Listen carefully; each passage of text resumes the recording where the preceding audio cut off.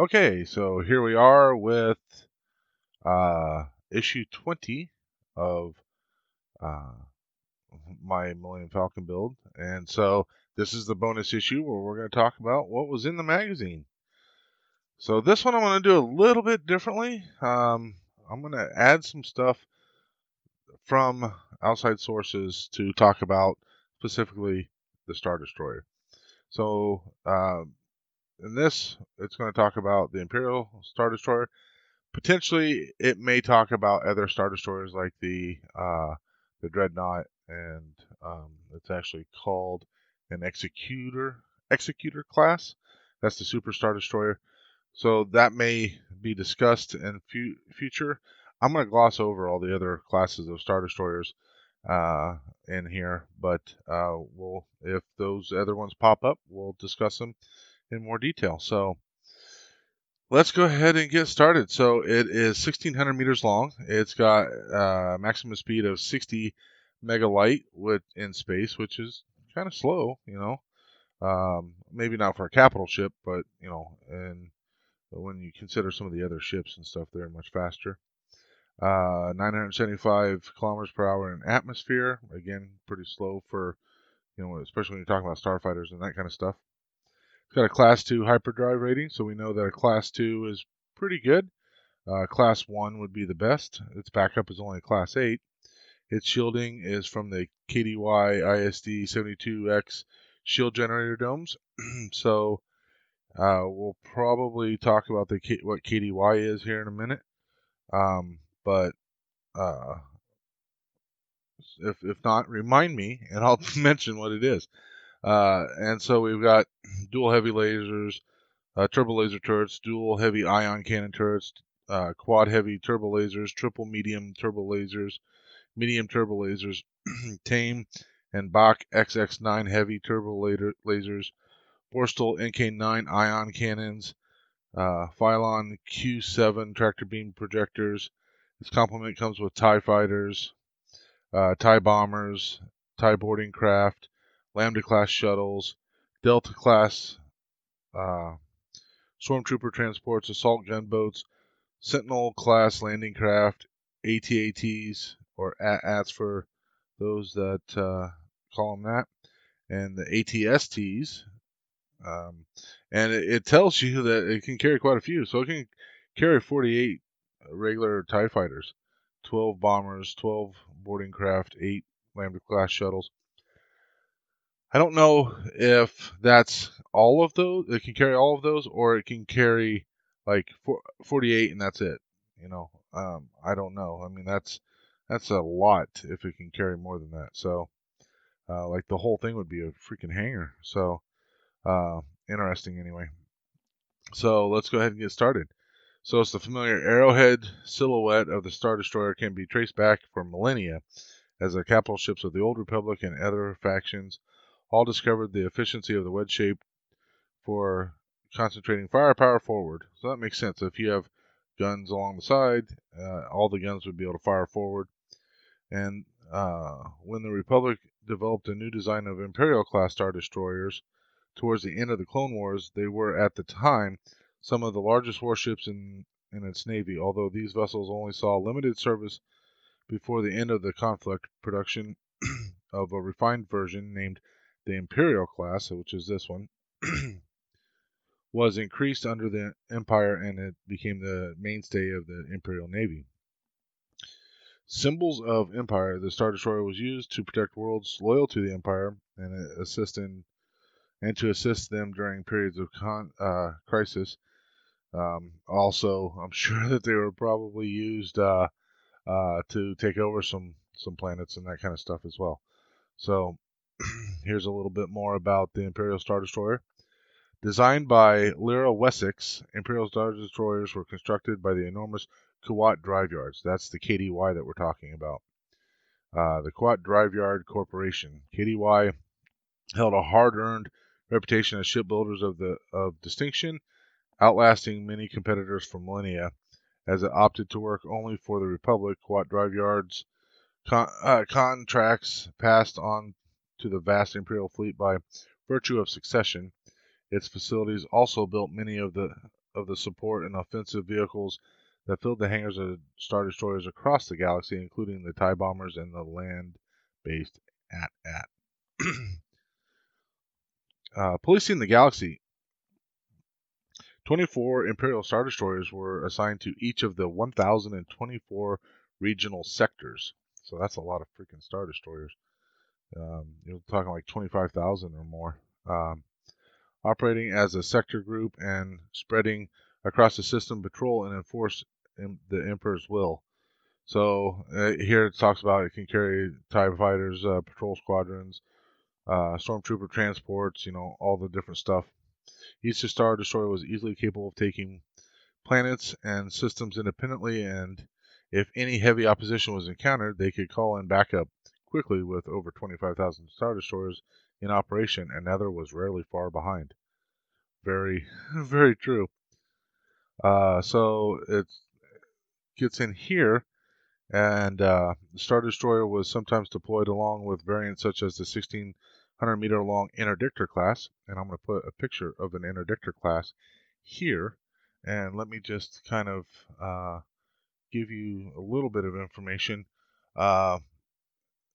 Basically, the interdictor class had gravity well projectors, and basically, when you're in hyperspace, if you get too close to some sort of gravity source, you're going to be pulled out of hyperspace. So that's what the interdictor class was used for. You never really saw it in any movies that I know of, but in the books and like the Rebels TV show, they talk about it, and technically they talk about it in the Clone Wars TV show as well. So yeah, it is very well established within canon. Yeah, so I'm just let's go ahead and go to here. With a crew of anything between 37,000 and 47,000, a Star Destroyer required a huge number of staff to maintain regular operations, most working from the main bridge. Key officers oversaw ship systems overseen by the flag officer, who might be either a captain or an admiral of the fleet. So that's a lot of people to put on a ship, and just makes you like, people talk about Earth governments hiring a lot of people. Whether we're talking about the United States or whatever, having a lot of people working for them. That's ridiculous. I mean, if you have 25,000 ships times, say, even if we kept a lowball number of 37,000, that's an astronomical number, right? I mean, that's just obnoxious. So, uh, I didn't bother to do the math before we got started, and right now my mind's not in a math place. Otherwise, I'd figure that out for you. I'll figure it out and put it on the screen what that number is. That's a lot, a lot of ships. So let me go ahead and talk about some of the other Star Destroyers, and we can kind of go through those, and then I'll finish up with some of this other stuff here. So we're going to start off with.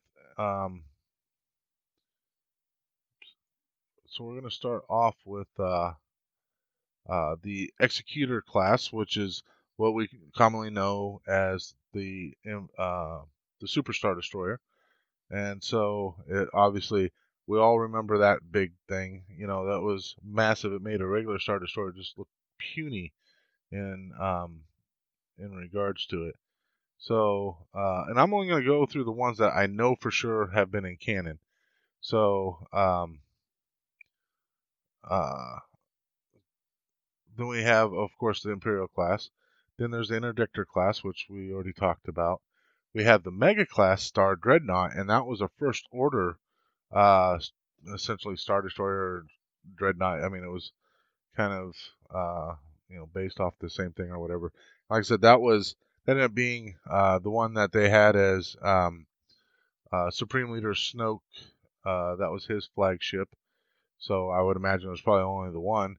Then we get into the Resurgent class Star Destroyer, and there's the picture there. So the Resurgent class Star Destroyer was used by the First Order, so that was their base Star Destroyer, so that was kind of interesting. Then we have the Venator class. Now this, anybody that's watched Revenge of the Sith. You'd see some in there. If you've watched Clone Wars, you've definitely seen the Venator class Star Destroyer. So, so that's in there. That was used by the Republic, and obviously the initial days of the Empire, they would have used those because they were in service. So that's what they had.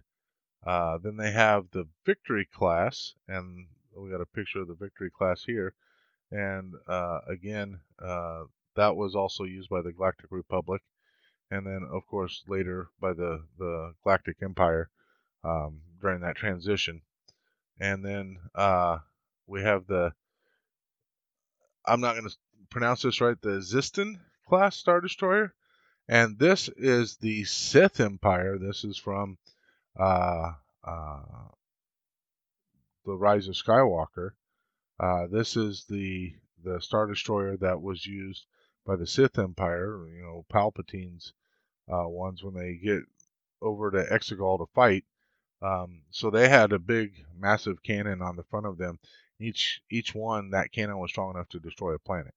So any one of those would have been dangerous to have unleashed out in the wild, so to speak. So those are your different Star Destroyers. There is one other Star Destroyer that I did not mention. That's the Secular class, and the Secular class was a just basically a massive aircraft carrier. So I didn't get it. I forgot to mention it, but here's the picture, and it was apparently used by the Empire, and there was some evidence of it being used in canon. So there you go. Of course, if you watched Empire Strikes Back, and who hasn't, we know about evading the blockade, and so that's what this is talking about here. Um, Small scale, the Star Destroyer plays a crucial role at the start of the first Star Wars movie, and it took a long time to decide how to capture the shot. Initial plans to track the camera over its enormous set were abandoned, over an enormous set were abandoned in favor of using a relatively small, less than a 1 meter long model. This was mounted upside down and filmed with the lens skimming millimeters from the surface from the ship. The shot was inverted and placed in perspective with the model of the Rebel blockade runner, which surprisingly is far larger and longer than the Star Destroyer that overwhelms it in the opening scenes. So obviously its perspective and how they filmed it made the Star Destroyer seem so much larger. And I can't remember where I saw it. I think it was in a video of making Star Wars, like a ILM type documentary thing. And they judged to add size to a ship. Basically, the way they decided to set the size for a ship was the amount of light windows and basically light sources that they could put on a ship. So to help add scale and size to a Imperial class Star Destroyer, they made it so there was more light sources coming off of that ship, so it had more portholes. So that's how they decided what those things were. So let me just make sure I went through all of them. I do believe I did. Actually, there's one I didn't talk about, and that was the Republic Legacy class, and here's an image of that here. I don't think I talked about that one. And that one may not be an actual class, I'm not sure. But that would have been a Republic one, and supposedly it was also a something that transitioned into the Imperial Navy as well.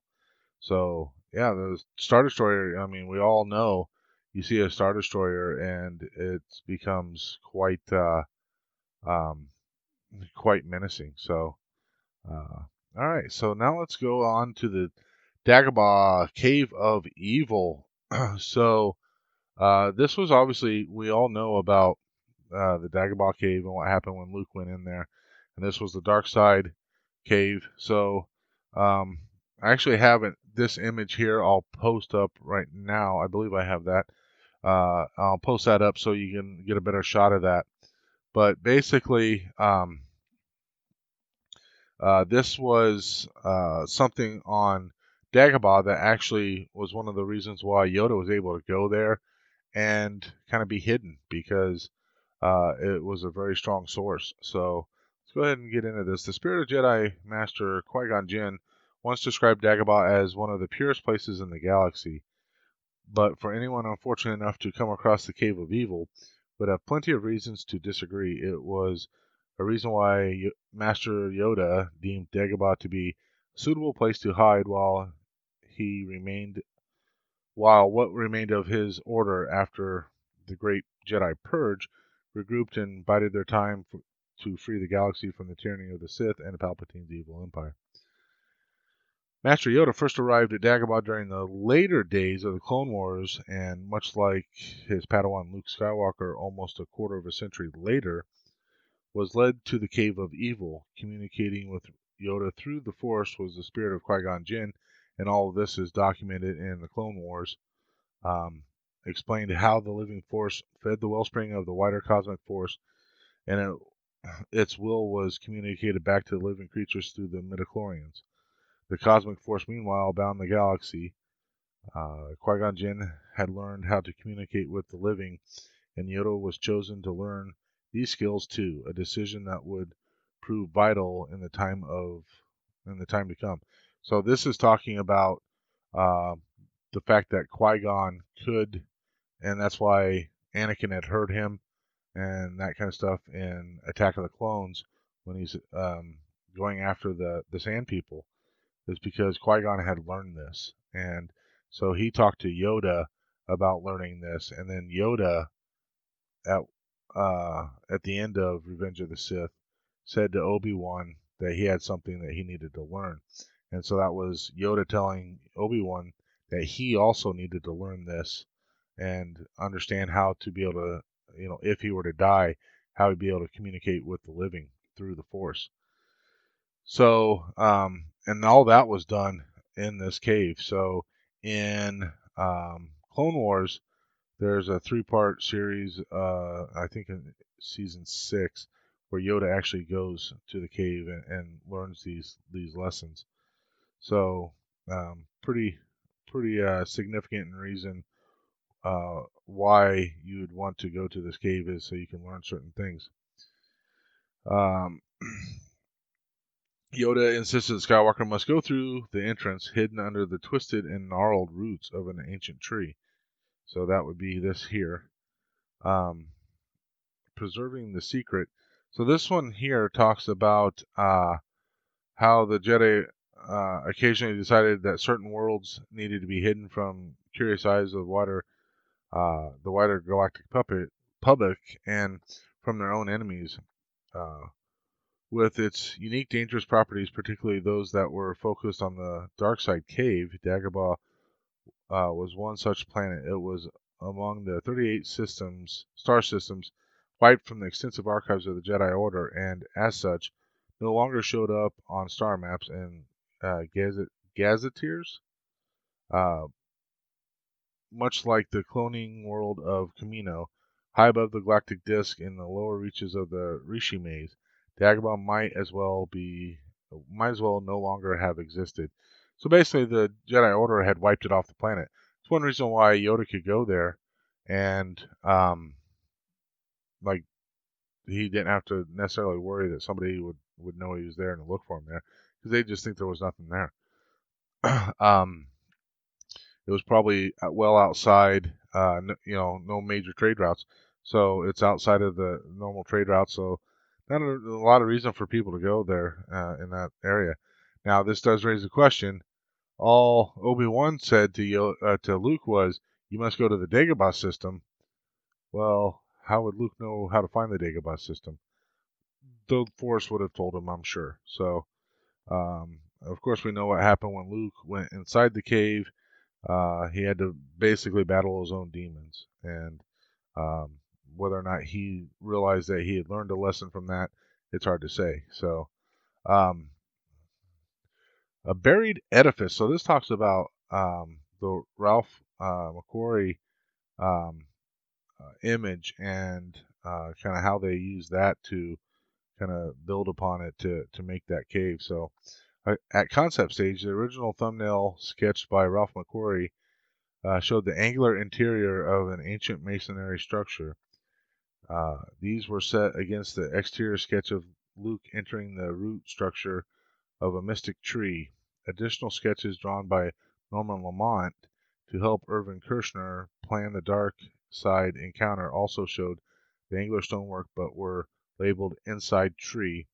This design was echoed in the set building, and it was only during final set dressing that the hard edge structure disappeared under a mass of roots. And so this here actually shows that. So this image here, the set structure closely resembles the drawing, and it was only when it was covered with roots that it began to take the appearance of McQuarrie's concept drawing of the massive gnarled tree, and that was his image there. So pretty interesting. That's how it would have looked, and all that kind of stuff. Mapping Dagobah. So this talks about a team that had gone to Dagobah to map it, and basically they were never heard of again. They were lost, and nobody had ever heard from them again. And of course, they never, nobody went and found them, uh, uh, found them to really know exactly what ever happened. Says no trace was ever found of the commander and her colleagues. So that's pretty important. Testing Jedi resolve, Qui-Gon and Yoda were wise enough to understand that in order for the Jedi to face their greatest fears, they needed to be fully prepared to do so. The Dark Cave, terrible though it was, gave them the chance to do just that. And so through terrible and very real visions, they would send their charges into the cave to test not only their resolve and determination, but also their sanity. Yoda himself was subjected to a painful vision of Order 66, watching his Jedi brothers and sisters fall to the darkness of the Sith, while Luke faced a more familial foe in Vader. Yoda wasn't able to divine the true meaning of his visions quickly enough to stop the fall of the Republic, and Luke wasn't truly prepared to face Vader in battle. So, although you can use it to kind of help, you don't always know what those meanings are. So that's pretty significant. This is probably going to be a kind of a longer issue, apparently. In this issue's Secrets of Spaceflight, we're going to talk about cargo holding. Many starship captains measure their freedom in the galaxy in hard cash. If they have enough credits, they can travel as far and as fast as they like. One way of earning a living is hauling cargo from one port to another, with a cash bonus thrown in for the odd smuggled goods. While survey ships and military vessels fill the history books and collect the fame, humble freighters and barges have always been what really keep the galaxy going. Soon after pioneering explorers and colony ships open up a new world, they are followed by their first regular string of less glamorous starships, packed with the supplies that settlers need to keep pushing the boundaries of the known universe and survive on undeveloped planets. So, yeah, cargo ships is very important. We all understand that. Light freighters, the CEC's popular light freighters, such as the familiar YT series, with its many variants, are ideal for shipping small but valuable commodities such as weapons, fuel, and spare parts, as well as raw materials and food. Such shipments can be hauled from system to system, and many captains make a good living tramping around the galaxy picking up short run jobs as they go. So this one here is pretty important, I think. This is like, a major cargo ship and whatnot. So this is the GR-75 medium transport, and you can see all the storage pods are kept underneath it, right? So the GR series ships have an open clamshell design. The lower side of the outer hull is split into two halves, which leaves most of the interior open for cargo pods that greatly speed up loading and unloading the vessel. In the case of the GR-75, which is 90 meters long, This open architecture design leaves room for up to 19,000 tons of cargo. Once loaded, magnetic shields lock the modules in place and seal out the vacuum of space. As it leaves the factory, the GR-75 has space for 40 passengers, but almost all the operators trade this for increased cargo storage. So yeah, even though you could get 40 passengers, you're going to want to use the cargo storage and not so much the passengers. So with its focus on maximizing cargo space, the GR-75's armament is a meager 4 twin laser cannons, and the deflector shield is minimal. Propulsion is via the modest Class 4 hyperdrive and a sublight engine array capable of achieving a top atmospheric speed of 650 kilometers per hour. While cheap to purchase, the GR-75 is notorious for its high running costs. Fortunately, spares are easily available. So basically, it breaks down a lot. And you can see one here, and this was in Empire Strikes Back, I believe, maybe Return of the Jedi. The GR-75s were highly used by the Rebel Alliance during the Galactic Civil War. Here left, the Bright Hope transport ship makes a rendezvous with the Rebels' medical frigate. So I think, like I said, I think that's Empire Strikes Back when Luke's there getting worked on. And so those that had seen this before never knew what it was. That's pretty interesting. I had seen them and never realized what it was. At least one GR-45 medium freighter worked out of Mos Eisley in Tatooine, where it parked illegally while being loaded by teams of ASP-7 labor droids with odd items rather than the standardized cargo pods it was designed for. So, yeah, that must have been in the what do you call it? Special edition when they redid A New Hope. They added that. So, yeah, pretty interesting. It talks about medium and bulk freighters and the GR-45 and GR-75, and the GR is for the Gallo Free Yards, and it's famous. It became famous in the Rebel Alliance.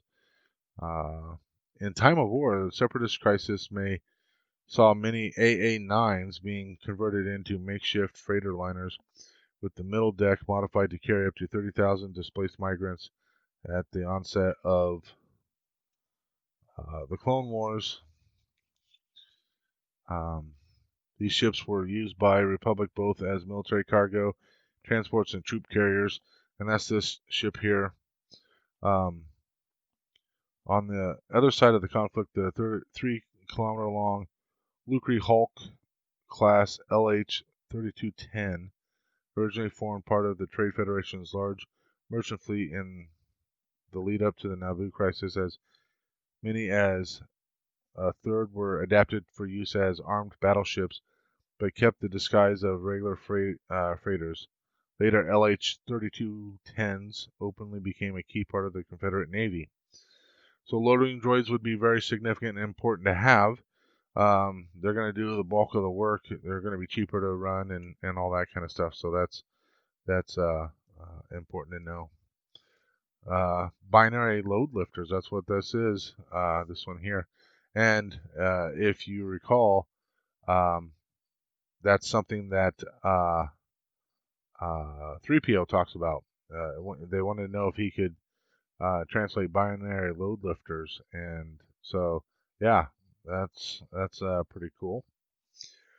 And behind the scenes for one of the key sequences in Episode 2, where Anakin and Padme Amidala leave Coruscant en route to Naboo, Lucasfilm's concept artist developed a number of designs for the vast spaceport complex and the freighters that it serviced. The scale of the spaceport had to be huge to match the scale of the freighter envisioned by George Lucas, but its layout was adapted to the passengers' boarding arrangement. Design supervisor Doug Chang recalled that instead of passengers boarding the freighters from the ground up, Lucas wanted them to enter the ship at mid-level, as on an early earthly ocean liner. the spaceport developed a radio hub around which the transports clustered, with much of their bulk below the levels of the gangways were over which the migrants walked to the entrance. So that's the ship that Anakin and Padme used when they went to Naboo. So that's pretty cool. And let's see, do we have anything else? Yeah, so the last thing is behind the scenes for the corridor and the level change of the corridor. So if you recall, the corridor that we were working on this time, we actually have a level change. You can see that there. And so upward slope of the passenger tube to the corridor is one of the number of details that had to be reverse engineered to fix a discrepancy between the movie's interior set and the exterior's views. The concept drawings of the ship show the ring corridor and the passenger accommodations centered in the height of the hull lining up with the docking ring and airlock. However, as the cockpit is set at the top of the hull, the passenger tube is cranked up to this level. Although the entrance leading to the cockpit appears level on the inside of the ship, it would actually need a significant slope or steps here. So yeah, so from here, it looks like it's level, but in reality, it has to go up just to fit what is actually happening on the exterior of the hull. There wouldn't be, it has to get up high enough to get to that spot. So that's why we have that little ramp up. So there you go. That is issue 20. Let's have a quick look what's in issue 21. I know we talked about that. We're going to have some of our cushions that are going to go on the sides of our walkway there and the going to the cockpit. And we're going to have some more framework and some screws, and then some more hull pieces.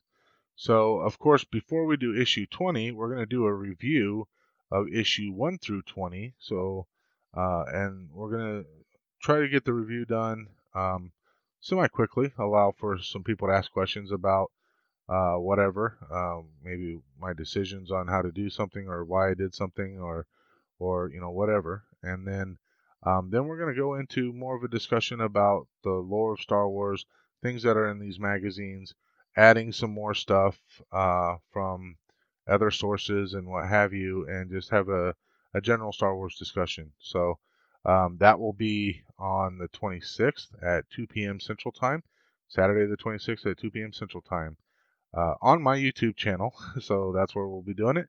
And I may get joined by my brother. He might join me for that. Not so much for the model side, but more of the lore talking and that kind of stuff. So he hasn't determined yet if he's going to be able to make it. But if he can, he'll be joining me. If not, I'll be doing it alone. But I hope I won't really be alone because you guys will all be in chat and be there to ask questions and that kind of stuff and help further the conversation. So with that, this is by far my longest bonus issue discussion. So with that, I'm going to go ahead and say thank you very much for watching, and may the force be with you always.